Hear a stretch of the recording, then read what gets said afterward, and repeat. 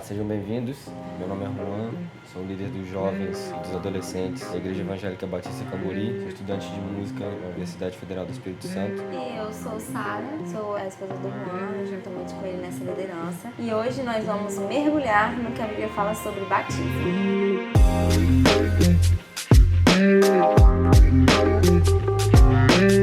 Oiê! Eu sou a Isa Mendes e faço parte do time de mídias da Rede Atos. E antes de seguirmos o episódio, temos alguns anúncios para vocês.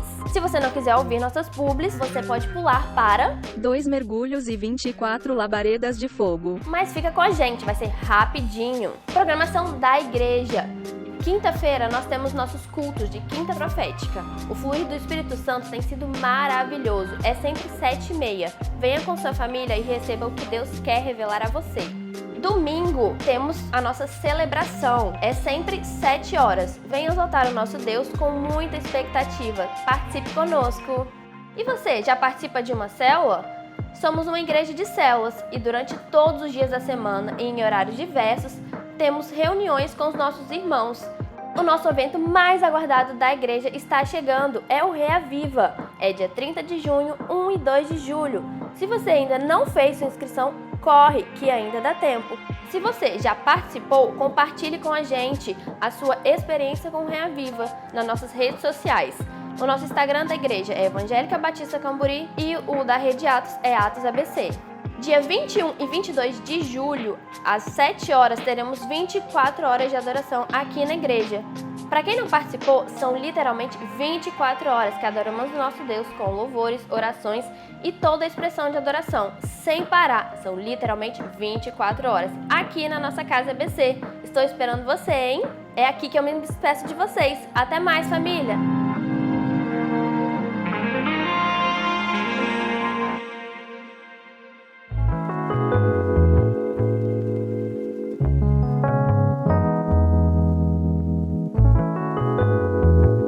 Nesse segundo episódio da série sobre o Reavivo, a gente está recebendo a Leidiane Amaral, membro dessa igreja, vice-líder do Ministério de Mulheres. Obrigada pelo convite, é a primeira vez aqui no podcast com vocês. Fico muito feliz de poder compartilhar um pouco desse tema tão maravilhoso. E também estamos com a Laís Freitas, que é residente nutricionista e produtora dos nossos podcasts. Estou muito feliz de estar aqui. Não imaginava que estaria aqui nesse episódio. Acredito que vai ser uma conversa muito legal. Gosto muito desse tema que todos nós precisamos aprofundar e eu sei que Deus tem muito para falar. Antes de tudo, vamos definir o que é o batismo.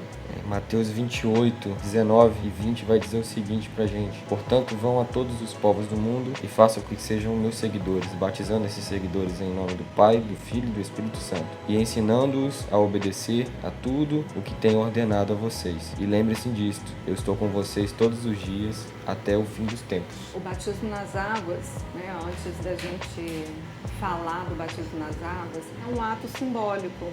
Ele simboliza a morte e a ressurreição de Jesus. É onde que nós anunciamos publicamente a nossa fé nele para poder segui-lo. Então aqui na nossa igreja a gente tem um bom costume, quando descemos as águas, a gente fala mortos para o mundo e vivos para Cristo, para Deus. Mas o batismo em si, ele não traz a salvação. Ele é uma consequência, assim, aquele que crê deve ser batizado, a ordenança, que Jesus fala. O interessante desse jargão, digamos assim, que a gente tem na nossa igreja é que é literalmente como se ela estivesse morrendo ali, E voltando, a respirar, digamos assim, porque quando você entra lá debaixo d'água você não consegue respirar. Sim. E esse primeiro fôlego de oxigênio que você inspira quando você volta debaixo da água ali é um fôlego de um novo nascimento. Nova vida em Cristo Jesus, Exatamente. Em Colossenses 2:12 fala exatamente isso, que é quando sepultados no batismo, que fala que através do batismo nós somos sepultados como Cristo foi e quando a gente sai das águas a gente é submerso e ressuscita como Cristo e participa da glória como Cristo, como nova criatura, como libertos do pecado, como nascidos de novo. O batismo é uma forma da gente mostrar a nossa escolha, da gente dizer pro mundo e declarar para Deus também e falar: Pai, eu realmente não quero mais viver para esse mundo, eu quero viver para Ti. É uma escolha que eu faço a partir dessa escolha, né, de mudar de vida, de se converter, de querer estar com Cristo. É realmente isso, você deixar para trás a antiga vida e procurar viver para Deus, né? Essa é uma forma de dizermos isso para todos. E esse ensinamento que Jesus deixou pra gente, é interessante dizer que ele mesmo fez isso. Ele foi perfeito em todas as coisas. No ministério dele, ele quis mostrar tudo que ele fez é possível que a gente faça, né? Mediante o Espírito Santo, a graça dele. Então, quando Jesus ele se batiza, não é porque ele precisava se purificar de algum pecado, mas porque ele era obediente e ele queria seguir uma ordenança que ele deixou para todos nós. Então, ele fala: aquele que crê será batizado. Jesus, ele cumpre toda a palavra, faz tudo conforme deve ser feito para que mostrar para o mundo: eu fiz, eu consegui. Então não temam, você também pode fazer, você pode conseguir, porque eu vou estar com vocês. Um exemplo que eu queria deixar também interessante, que a gente vê em Atos 8, de 26 até o 39, que é o batismo do eunuco da Etiópia, que Filipe estava passando por lá, Deus mandou ele ir, né? Isso também é muito interessante, porque você tem que estar bem sensível à voz de Deus para você obedecer na hora, porque ele tinha um propósito em passar ali. Deus tinha um propósito para Filipe em passar ali, esse propósito foi cumprido. E dentro disso que a Sara está comentando aqui, ele basicamente estava lendo o livro de Isaías e não estava entendendo o que estava acontecendo, não entendia direito o que era aquilo. Mas Filipe perguntou para ele se ele acreditava que Jesus era o Filho de Deus. E ele falou que sim, acredito que Jesus é o Filho de Deus. Falou: então, vamos te batizar. E é isso aí. Batizou ele na hora. Isso reflete como que o batismo é só uma manifestação, uma ação que reflete o fato de eu crer que Jesus é o meu Salvador. Sim. Então ela não tem que expressar que eu já me transformei completamente, sou uma pessoa de ações totalmente diferentes. Porque uma coisa é o processo de santificação que leva toda a nossa caminhada cristã, outra coisa o batismo, que ele marca o início de uma jornada, que é estar com Cristo e se santificar.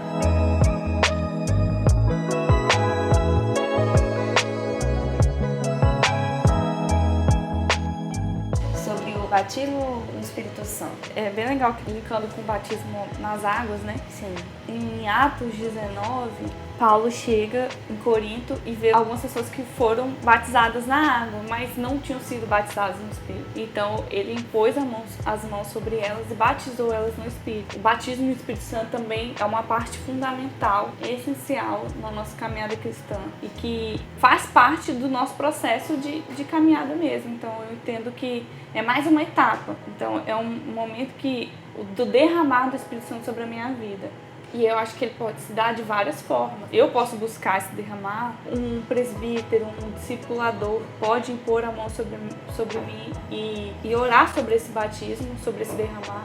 O batismo no Espírito Santo é a gente receber o Espírito Santo, né? É uma pessoa, né? Então, assim, que começa a morar dentro da gente. Exatamente, começa a nos dar aquela paz, o refrigério, é o nosso consolador, é quem nos ajuda a reconhecer e entender a verdade, é quem nos dá força espiritual e inspiração, nos conforta nos momentos mais difíceis. Então, com o batismo no Espírito Santo, a gente recebe força, poder e ousadia de Deus. E a gente pode viver essa verdade, porque a gente sente segurança.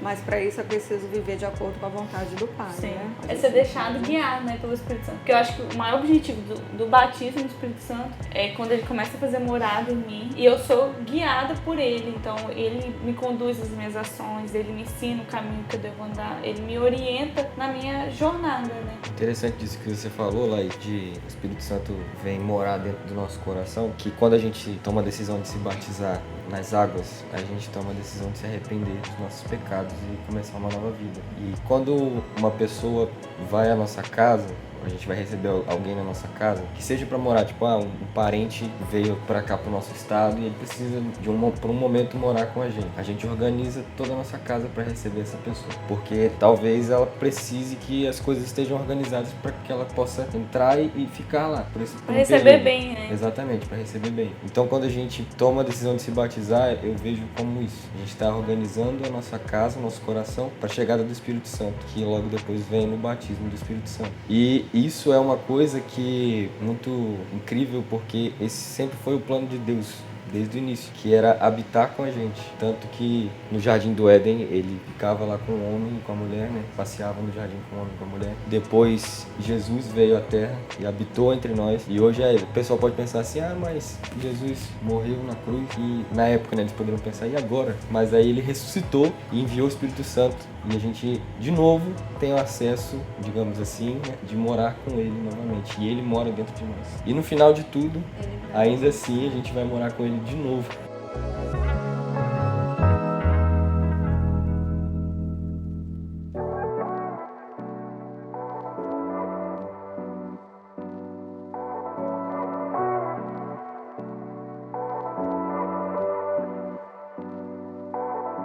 Nossa entrevistada de hoje é a pastora Rogéria, minha mãe formada em Pedagogia e Teologia. Quero agradecer por estar aqui, por falar desse tema tão gostoso, tão bom, né? Tão edificante. E para começar, qual a relação dos dons do Espírito Santo com o batismo no Espírito Santo? Primeiro, a pessoa aceita Cristo, se arrepende dos seus pecados, ela recebe o dom, o Espírito Santo passa a morar nela. E à medida então que ela vai tendo a vida cristã, tem pessoas que são batizadas no Espírito Santo automaticamente, assim que recebem, também são batizadas com o Espírito Santo. E outras, como eu, levou bastante tempo. Eu me converti quando era criança, ainda com uns 10 anos. Mas eu fui ser batizada com o Espírito Santo já depois de casada. E é muito importante essa busca. Por quê? É o Espírito Santo que vai escolher os dons. É Ele que vai me dar o ministério. Ele vai dar o dom ministerial e os dons do Espírito Santo. Você pode ser um mestre, ter o dom ministerial de mestre e também ter dons do Espírito Santo, que são outras capacitações para o trabalho do dia a dia, para a vida cristã ser desenvolvida na presença de Deus. Qual a diversidade dos dons do Espírito Santo e sua manifestação na vida cristã? Então, lá em 1 Coríntios 12, o apóstolo Paulo fala sobre a diversidade dos dons, né? Fala sobre a importância dele, fala acerca dos dons ministeriais. E o Espírito Santo concede a cada um conforme ele quer. Então, 1 Coríntios 12, no versículo 7, diz assim: a manifestação do Espírito é concedida a cada um visando um fim proveitoso, porque a um é dada mediante o Espírito, a outra palavra sabedoria, a outra segundo o mesmo Espírito, a palavra de conhecimento. Então há uma diversidade. Aí no 9 fala assim, o outro mesmo Espírito a fé, o outro dons de curar, operações de milagres, profecia, discernimento de espíritos, variedade de línguas, a outra capacidade de interpretá-las. Mas ele fala assim, mais um, no 11, ele diz assim, mais um é o mesmo Espírito e realiza todas as coisas, distribuindo-as como lhe apraz a cada um individualmente. Então é o Espírito Santo que distribui. Mas a palavra de Deus diz também que a gente pode escolher os melhores dons. A gente pode pedir a Deus também, buscar oração, jejum, pedir um dom para glória e honra de Deus, né? Porque às vezes as pessoas querem aqueles dons que ela acha que é mais bonito, né? Mas o fim não é para agradar a mim, mas é para edificação do outro. Os dons que o Espírito Santo dá aos seus servos é para edificarmos uns aos outros, é para ministrar o crescimento de toda a igreja, do corpo de Cristo.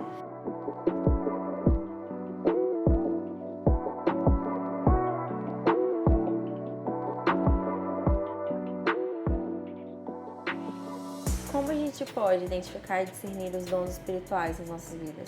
Você começa a observar aquilo que o seu coração arde. Às vezes você tem uma impressão, um impulso interior de fazer algo, mas assim, não é natural seu. Vamos supor que o Espírito Santo começa a arder o seu coração e fala assim, vai lá orar por fulano, e fala com ele. Aí você fica assim, ai meu Deus, e agora? Eu nem conheço a pessoa, mas aí você sabe que normalmente você não faria é isso. Mas você sente um impulso tão profundo que aí você obedece e você sabe, não, essa voz não é minha. Porque às vezes confunde, não é uma voz audível no seu ouvido, é um impulso interior. Aí você fica pensando, ai meu Deus, é da minha cabeça, não é? E às vezes a gente tem medo da gente, né? Não do espírito, mas tem medo de errar, ser coisa da própria nossa cabeça. Aí logo no início, que a pessoa não tem tanta familiaridade assim, vai lá e chega para a pessoa e pergunta, posso orar por você? Né? Aí a pessoa vai dizer, pode. Aí você fica à vontade.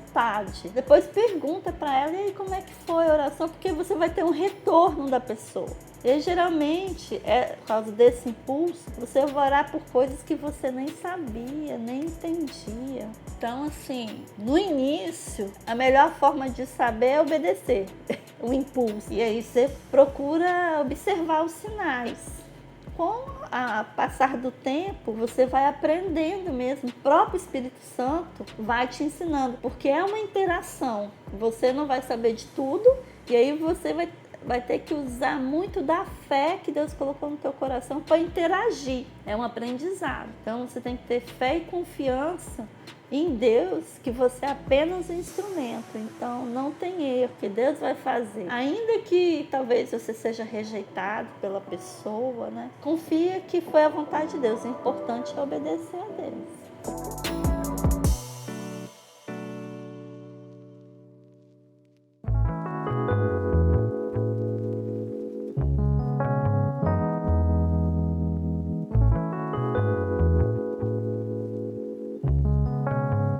Quando a gente fala de batismo no fogo, Batismo no fogo, ele não é a mesma coisa que batismo no Espírito. A gente estava até conversando sobre isso, né, Leite? Está associado à santificação e à purificação. João Batista fala desse batismo, né, em Mateus 3,11, que haveria o batismo de Jesus, iria nos batizar com o Espírito e com fogo. Então, o fogo, ele representa muitas coisas na Bíblia.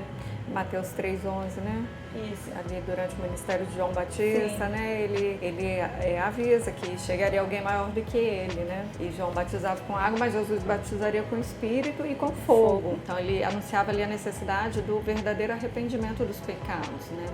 Das pessoas, para que as pessoas verdadeiramente reconhecessem. Então o batismo com fogo, ele veio com poder para nos purificar dos nossos pecados. E um dia ele voltará para trazer julgamento devastador sobre o mundo. Então o batismo com fogo, ele afeta todos, né? Então uns para purificação e outros para destruição. Então através do fogo divino, quem ama Jesus será como ouro refinado, mas quem o rejeita será como palha queimada. Então assim, eu entendo que batismo com fogo ali naquele momento é o momento da purificação mesmo, Santificação. da santificação. Assim como, por exemplo, em Isaías 6, que o profeta fala, quando ele vê a santidade de Deus, ele fala, ai de mim, sou pecador, sou homem de lábios impuros. E Deus, ele pega uma brasa viva do altar, toca na língua dele com a brasa viva e santifica ele, purifica ele.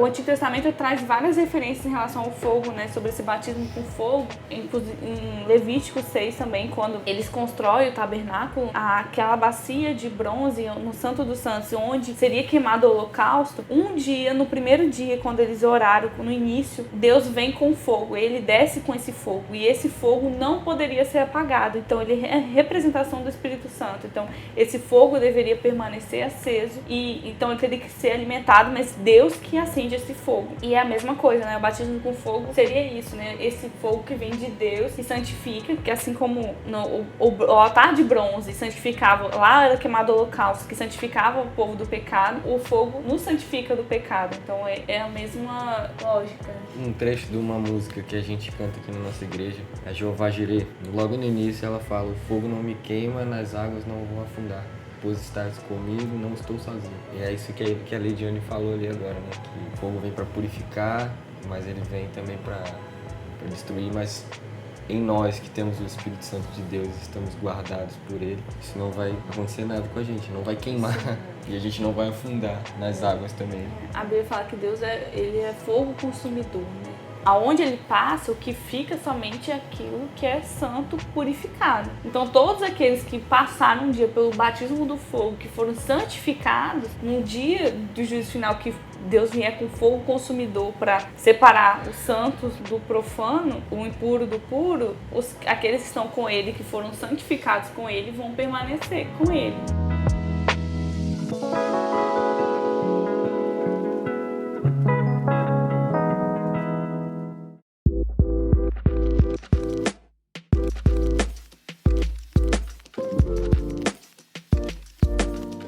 Bom, agradecer vocês pela participação especial aqui no podcast. Ficamos muito felizes com a presença de vocês. A gente espera que vocês apareçam mais vezes. A Laís, no caso, vai estar...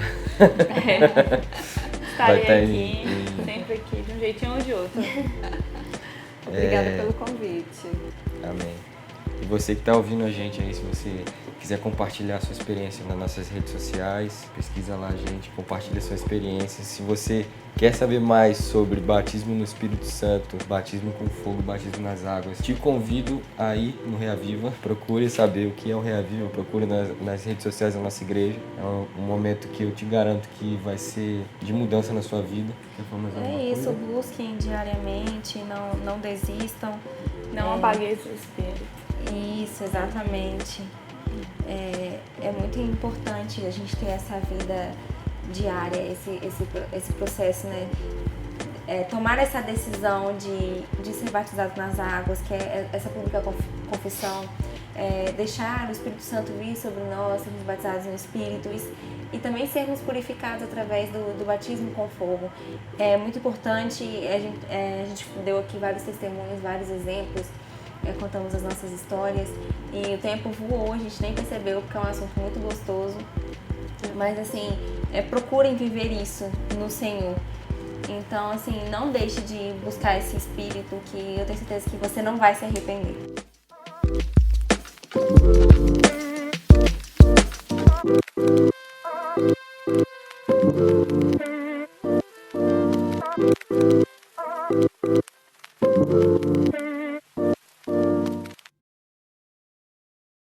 Olá, sejam bem-vindos mais uma vez. Agora não. Olá, sejam bem-vindos. Nós estamos. De novo.